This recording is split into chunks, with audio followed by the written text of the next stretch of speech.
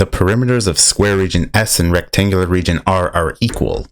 If the sides of R are in the ratio 2 to 3, what is the ratio of the area of region R to the area of region S? So we got a ratio question, which I like, combined with a geometry question, which I sometimes like, sometimes I don't like. Our question, though, our actual question, is in the form of a ratio. And so whenever I see that, especially with a word problem, I write out in words what I'm looking for. So I'm looking for the area of region R to the area of our square S.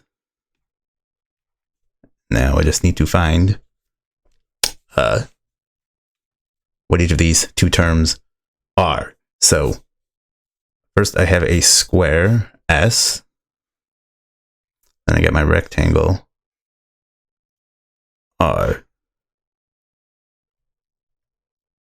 And what they give me information about is my rectangle. And they say my sides are in the ratio of 2 to 3. So that does not mean literally that my width is 2 and my length is 3.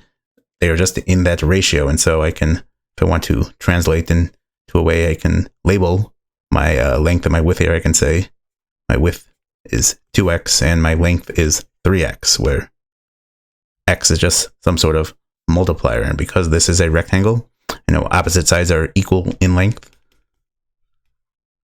So I got two sides 2x and then two sides that are 3x.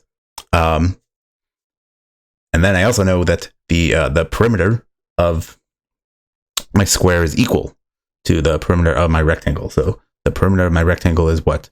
10x. And then I also know a square has all sides that are equal length. And so each side of my square should be 10x over 4, which is 2.5x.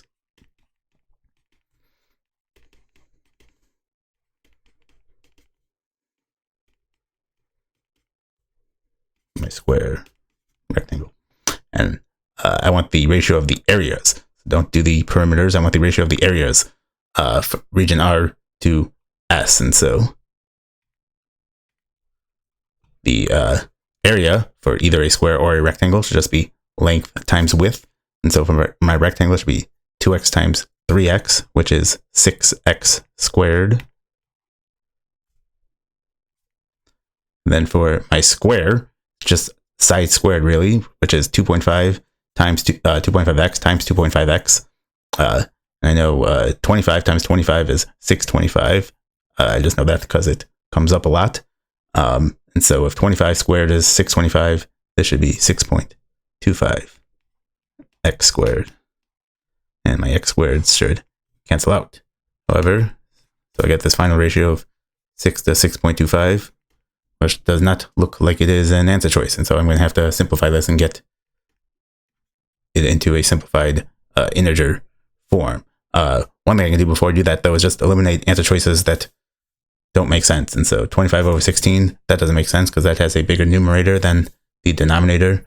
24 over 25 looks like it can be good. 5 over 6 looks close. 4 over 5 looks like it's possible. 4 over 9, that does not look like it's possible. So we can eliminate E. So how can I get rid of this decimal point here? Well, one thing I do is I can just multiply the top and the bottom by 100. And that will move my decimal point over 2 spots to the right. And so that gives me 6 over 6.25 should be equal to 600 over 625. And I just got to reduce this. And so what's 600 if I divide both of these sides by 25? What's 600 divided by 25? 25 goes into 104 times. So just multiply that by 6 to get 24. And then I know from over here, so 25 squared is 625. So 625 divided by 25 should also be 25. 24 over 25.